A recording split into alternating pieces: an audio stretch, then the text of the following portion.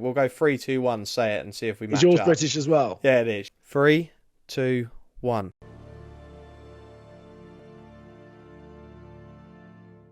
Hello and welcome to the Next Gen Racing YouTube channel for our Antepost series episode 3. Really looking forward to this. We've had 2 episodes already. We'll be going through the selections that we've already put up and how we feel about them currently. A few maybe pretty good, a few maybe not so great at the moment. Joined by Jack as always. Jack, we've only got a couple of months now until the big festival in March. Really looking forward to it. Yeah, I cannot wait. I mean, it comes about so quickly, doesn't it? We've got this episode and one more before we're there. So we're going to have a few selections each. And yeah, we're kind of looking in an interesting shape. I know you'll go through them in a second, but Lompresse being withdrawn is an absolute killer for you. But no, hopefully we've got a couple of winners coming. Yeah, hopefully so. So like Jack said, we've got this episode here. We've got one coming up in the middle of February. That'll be our last Antepost episode. And then we have our Cheltenham preview night, which we will be having in a venue. We'll be at Pagham Cricket Club once again on the south coast on the 3rd of March. It'll be starting around 7 p.m.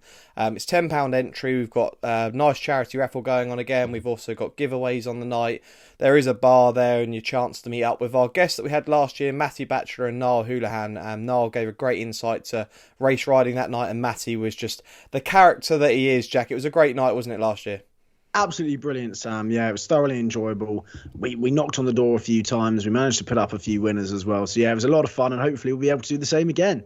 Exactly, and look, Matthew Batchelor's now a retired jockey, so he's got more time to focus on trying to find us winner, and Niall Houlihan's upgraded. He's now a Grade 2 winning jockey, so looking forward to having them once again. If you do want to get tickets, you can give myself or Jack a message on Twitter, or just message the Next Gen Twitter account, and we'll respond to you and let you know how you can get yourself tickets. But if you're down on the south coast on the 3rd of March, it'll be a great evening.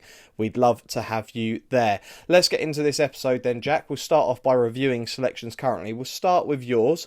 On the first episode, you put up Chemical Energy for the National Hunt Chase, 10 to 1. You put the horse up, now 8 to 1. You had Hermes Alen for the Ballymore, 12 to 1, now 100 to 30 best price. Ahoy Senor, 40 to 1, now 66 to 1 best price. And Nube Negra, 25 to 1, now 33 to 1. So the second episode has been a drift on the 2 horses you put up in the second episode, but let's just say the first episode you had, you've got a couple of corkers there. Yeah. Hermes Allen, it was great to see him win the Shallow in the manner that I thought he would after he put up that brilliant time at Cheltenham. So look, he's a great jumper. The Ballymore's very open. We all know that. I still think Champ Kylie and Hermes Allen both aren't really getting the respect they deserve at the top of the market. If I'm being honest, I think they're probably priced just about right though. But no, hopefully we'll be able to have a winner or two from those. Hopefully so. Doesn't exactly go the same for me at this moment in time. Let's go to the first episode. Lompresse for the Gold Cup, 10 to 1. I put this horse up, now injured, so we're not going to be having that one this year. Botox has, I put up at a big price for the Stayers at 66 to 1, is still 66 to 1 for the Stayers. I'd imagine, I think the horse has entries at Lingfield this weekend, but I'd imagine they'll go back to the National Spirit Hurdle. I don't think we saw the best of that horse at Cheltenham, so who knows? You never know with that horse there. Beau Zenith I put up at 20 to 1 for the Triumph. That was a silly selection. Now 100 to 1. No one would have believed that if you'd told them that a few weeks ago. And the one that I'm probably most relying on, and maybe probably the best selection, is We've All Been Caught for the Albert Bartlett. 40 to 1 into 20 to 1. This horse just stays and looks made for a race like that. Is going to be an excellent staying chaser next season for sure. But look, I think that's probably the best selection I have so far. Hopefully I can improve on it and have a couple of decent ones leading into the festival this episode. But Jack's got 3 selections. I've got 2 selections. 1 selection's I'm going to put up for 2 races. But Jack, I better start with you. Who is the first selection going to be on episode 3? The first horse I'm going to be putting up is in the Mares Novice Hurdle. Now, I think the main reason for this is Lucia, of course, was very, very impressive at Newbury last time out. Put up a decent time in comparison to First Street. Was 4 lengths behind him, albeit First Street was carrying a stone more. But look, for a first run over hurdles, it was very impressive. But then, of course, she missed the Tolworth. And it kind of reminds me a little bit of Marie's Rock when she didn't show up in the Mares Novices. She was the big hope for the Mares Novices. And I'm just a little bit reluctant to be backing her if she does only have the one run going into the Mares Novices. So I do think you can kind of look away from Lucia. I do think she's definitely got the best form claims. And if she does have another run, she'll definitely take the beating. I imagine she'll probably go off about 2 to 1 if she does actually turn up with another run under her belt. But I think everything in behind, Ashroad Diamond, I know a lot of people are a fan of. I mean, her time against Facile Vega, she pretty much ran the last 2. I think she ran it 0.1 seconds slower than Facile Vega. Patrick Mullins clearly didn't really want to challenge for the lead that day whatsoever. And her time compares well to Winter Fog, who won on the same day off 136. But the only thing is, she doesn't have the form over 2 miles, over further than 2 miles. And I mean, the Mare's Novice has turned into a bit of a staying contest. You look at Love Envoy, who's an out-and-out stayer over 2.5. She won it last year. Tell Me Something Girl, the penultimate year, won it at 91% finishing speed. I like to see something that has run over further to then drop back in trip. You've got Deeply Superficial in there, who of course was behind in the pocket, 3-card Brag. That's an interesting bit of form if she does choose to drop back to 2 miles. But the one I'm going to put up is Harmonia Maker, who I think is a little bit overlooked at 16 to 1 for the Gordon Elliott team. Now, I relied on Gordon Elliott a lot last year, but he let me down somewhat, it's fair to say, with a poor festival. But I was really impressed with Harmonia Maker last time out at Fairy House. I thought she jumped quite nicely, jumped out to her left, going right-handed. That would be perfect to Cheltenham coming back left-handed. Jumping left on occasions, but beat Pink in the Park by 20 lengths. Now, Pink in the Park, I know Willie Mullins was actually very keen on Pink in the Park's chances, who went off at 6-5 that day, and Harmonia Maker was also giving her £6 as well. So I thought it was a very good performance from Harmonia Maker. She definitely wants some deep ground for sure. She's a true galloper, but she's also a good jumper as well. The time on the day wasn't too bad if you compare it to the 2-mile handicap on the same day, and even the 2.5-mile handicap, who I'll bring up in a second, because that's actually my second selection from the same card, funnily enough. But no, Harmonia Maker in the Mare's Novice, if it does turn into a staying contest, I think a few of them have a lot to prove. Lucia may not turn up with the best prep, and I think Harmonia Maker at 16 to 1 is going to be my first selection. Harmonia Maker for Jack there. Right, I'm going to move on. You actually mentioned a horse there that kind of ties into the form of my selection here. I'm going to be putting this horse up for 2 races, and it's in the pocket for both the Supreme and the Ballymore Novices Hurdle. This horse actually won at Naas prior to Christmas, only about 5 days prior to Christmas, over 2.5 mile. Now, he's an unbeaten 6-year-old for Henry de Bromhead, owned by J.P. McManus and sired by Blue Brazil, a horse in France who back in the day liked to switch between 2 miles and 2.5 miles. And this is exactly what I think this horse can do. He doesn't lack speed at all in the pocket, but he also doesn't lack stamina. So looking at it like in terms of what he might want, a strongly run Supreme could suit him down to a T. And the thing is, I wouldn't think he couldn't lack speed over 2 mile 5 in a Ballymore. So I think either races could suit. For the Supreme, he's currently 33 to 1, 14 to 1 currently for the Ballymore. Now the horse that in the pocket beat at Naas was 3-card Brag, and Jack's just mentioned this horse, and isn't a bad horse at all actually. Looking back at it, this horse was when I was speaking, well, I wasn't speaking, but we had Max McNeil on What a Shout a few weeks back, and he was quite excited by this horse. Like, he thought he was going to be a really nice horse, and he has seemed like a really good horse. And 3-card Brag actually came out and beat Sandor Clegane and Green Glory over 2 miles a few months back, so you've got to remember that. And what I think with this horse here in the pocket, unbeaten, very unexposed, we haven't seen the full ceiling to this horse, has an entry over 2 miles at the Dublin Racing Festival. Don't know whether that's exactly where this horse go, but it'd be fascinating to see, because even if this horse did run over 2 miles and did win over 2 miles, you still wouldn't be shocked if they went, do you know what, we're going to go for the Ballymore. So look, I think because of the way that Supreme's played out at the moment, with Facile Vega at the top, we're talking about Willie Mullins' horse, the Perry Pass, and Marine Nationale with that Royal Bond form coming out, and everyone getting quite excited by that. I think this has become a little bit of a forgotten horse, and people aren't talking about it due to his lack of runs. Now, Jack, I don't want your opinion on this selection, but I just want to hear your opinion just quickly on the Supreme and the whole Facile Vega conversation. I know Paul Keeley was on one of our shows at the Racing Post this week talking a lot about this horse and saying that this horse is far too short and would want to be taking it on with a horse like Impere Pass, who was impressive at the weekend. How do you see the Supreme at this moment in time? With regards to prices, I think there hasn't really been a fair price favourite for a long time. I think Marie's Rock was probably a fair price favourite, about 7 to 2. She's now 5 to 2. I can't really see her going off too much shorter than that. But other than that, I'd say if you look at all these short price favourites, they're probably half a point or a point too short everywhere across the board, and it's a lot of early season excitement, and it's hard for bookmakers to then backtrack so much when actually nothing's gone wrong. So Facile Vega, I think, will probably stay as an evens favourite until the Dublin Racing Festival. Impero Pass was very, very impressive, don't get me wrong. He showed a really nice turn of foot. He's a great jumper as well. But of course he would have it to prove. I think they'll probably send him to the Supreme. I know a lot of people saying Ballymore. I haven't backed him for either, and I haven't backed Facile Vega for either. So it's nice to not be pocket talking when I say that. But no, I think Impere Pass. Yes, he'll definitely need a trip in time. He'll be some chaser over 2.5, I think.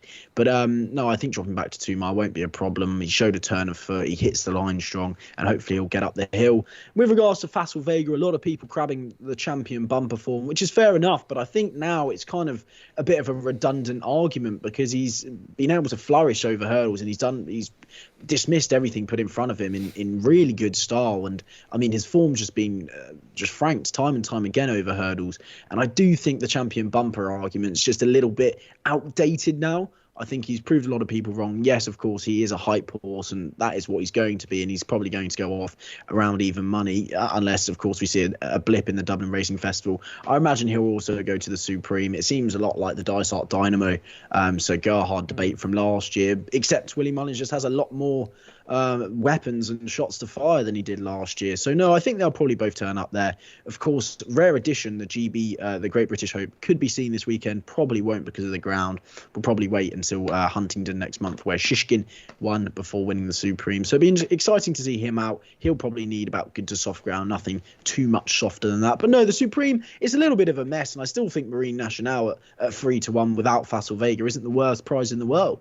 Yeah, no, I completely agree, and a lot of people will be looking at that market. I think Bet365 won the better prices for the without in the Supreme market, so definitely worth taking a look at. But I'm going to be within the pocket, like I say, 14-1 for the Ballymore, 33-1 currently for the Supreme Novices Hurdle. Before we came on there, we both discussed that we've both got one in the bumper. We've got to the stage now where we can start talking about bumper horses. Can I just ask, is your horse British or Irish? It is British. It is British. Right, fine. Okay, do you want to go? We'll go 3, 2, 1, say it and see if we match up. Is yours British as well? Yeah, it is, yeah. Okay, right, ready? Yeah, count us in. 3, 2, 1. Queen's Gamble. Yes! I knew it. Yeah. I knew you'd be able to. Do you know what? I'll let you make a case and then I'll follow it up. Okay, well, I mean, I just think the champion bumper form the champion bumper is just completely falling apart. You've still got Chapeau de Soleil, who is second to Better Days Ahead and really awkward, very novice-y. Of course, one is point to point in good style, but I mean, he's as short as 11-2 now after finishing second last time out. He's got so much to prove, as does, I think, Better Days Ahead, who, yes, was relatively impressive last time out, but Queen's Gamble has won over the course and distance, and not only won over the course and distance, has absolutely hacked up over the course and distance, albeit on good ground, but I think she's going to get anything softer than that. I mean, on the Wednesday, I know we had bottomless ground last year, but I'd be a bit disappointed if it's not just good to soft, or perhaps soft with a bit of good in there in places as well. So I think Queen's Gamble, you look at the form as well, Bontney is no mug. She absolutely just missed Bontney in good style. I know Bontney came from the rear of the field that day. And of course, Mullenbeg's rated 121 over hurdles, and she made her look like a 70 rated handicapper. So I think Queen's Gamble, with that allowance, which she's going to be getting, I think, in the champion bumper at 10-1, I still think she's a relatively good price. And again, we always say if she was flying the flag of the Irish, she'd probably be half that price. Completely agree. You've literally made the point really well there. And like I say, she hasn't just won, she's absolutely slooshed up in both of those. And Mullenbeg landed a hat-trick almost directly after that as well. And like you say, a 1-2-1 rated hurdler. She beat her by 10 lengths. Like, she could be some horse, she really could. And I mean, a lot of people might think that Jack and I completely planned this, and like we were going to go 3-2-1 instead of the same horse, and we've agreed to that. Genuinely, we had no idea who we were going to put up. We've both agreed on this. So, look, great minds think alike sometimes. I was actually at Fontwell on Boxing Day where Oliver Sherwood was there, right? And I was sat there on a bench with my dad, and I was just looking through the race card, and Oliver Sherwood walked past. And one thing Jack knows when going to the races with me is that my sense of fashion at a race course can be quite questionable. Yeah, agreed. Yeah, so that's what you like. Yeah. So I was wearing some lovely checker trousers and some very shiny shoes, and Oliver Sherwood walked past, said hello to me. I've spoken to Oliver before, and he said, "Cool, those trousers are very smart." And my response was, "They're not as smart as Queen's Gamble." And he said, "No comment." So I think he knows that he's got a really good one on his hands here. I'm going to be with this horse. I think she could be a superstar, and I think 10-1 actually, in what looks at the moment, there hasn't really been a standout horse come out in a bumper yet and really, prove themselves. And I just think it's the fact that this horse has only run twice. that this horse is still 10-1. If we had seen this horse do this again, let's say, at the last Cheltenham meeting in a bumper, this horse is going to be halved in price. Do you know what I mean? Let's not forget she is entered to run and jocked up on Friday at Market Raisins as well. So that'll be interesting. I think she'll probably cut in price then, because people will probably catch on to the fact that she's 10-1 for no reason, really. Yeah, exactly. That'll probably get mentioned in our weekend preview as well on Thursday. But look, she's going to be she is very exciting, and Jack and I both agree that 10-1 maybe some price. Our only selection that we agree on during the Antepost series so far. So Queen's Gamble in the bumper. That's me done for selections, but I know that you've got one more for us, Jack. Who's your third selection going to be this week? I'm absolutely gutted that I've matched you there, because your selections haven't been going very well. So she'll probably be out the back of the screen at Market Raisin, which is a bit of a shame. The next one is one that is for the Albert Bartlett, because I think the Albert Bartlett's an absolute mess at the moment, and he's only a 5-year-old. But I've said to myself, his time was so good at Fairy House last time out on the same card as Harmonia Maker that I'm going to back him Antepost rather than non-runner no bet, because he's 12-1 non-runner no bet and he's 25-1 Antepost. I'm not sure he's going to be lining up here, because he's definitely going to, I think he's going to be a very classy chaser, and it's Indiana Dream for Willie Mullins, who won in really good style at Fairy House. I was really taken with him. He didn't jump all that well, but the ground was very, very testing that day. And on V, who is a distant second to Facile Vega, but is no mark whatsoever, was back in second that day. And the way he stretched from the last to the line was very, very impressive. If you compare it on times to Harmonia Maker, which was over 2 miles, 2 furlongs, or Kashi, who's a 116 rated hurdler, which was over 2 miles, he was quicker from the second last to the line than both of those, and he travelled 2 furlongs and 4 furlongs further respectively. I mean, he still looked very inexperienced. He had quite an awkward head carriage, but he's been given a grade 1 entry for the 2 mile 6 Novice Hurdle at the Dublin Racing Festival. And we know Willie Mullins has, of course, with the nice guy, sent these unexposed hurdlers to the Albert Bartlett before going chasing. And I think Indiana Dream could be one of those. I know he's only 5 years old, so I wouldn't be surprised if he's put away now until next year and then sent over a fence in a year or two. But I just think Indiana Dream, I mean, he was so eye-catching. He didn't jump that great, but he gallops and gallops and gallops, showed even a turn of foot. And I think if he does go to the Albert Bartlett, there's no way he'll be 25-1 if he does line up in that 2 mile 6 hurdle at the Dublin Racing Festival. So Indiana Dream for the Willie Mullins team, no surprises, 25-1 for the Albert Bartlett, and that'll be my last selection.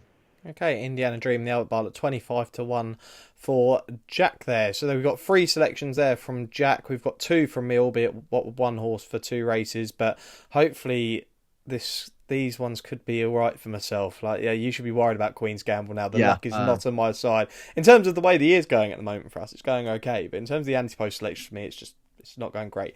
But let's just hope. But that's it for our Antepost episode 3.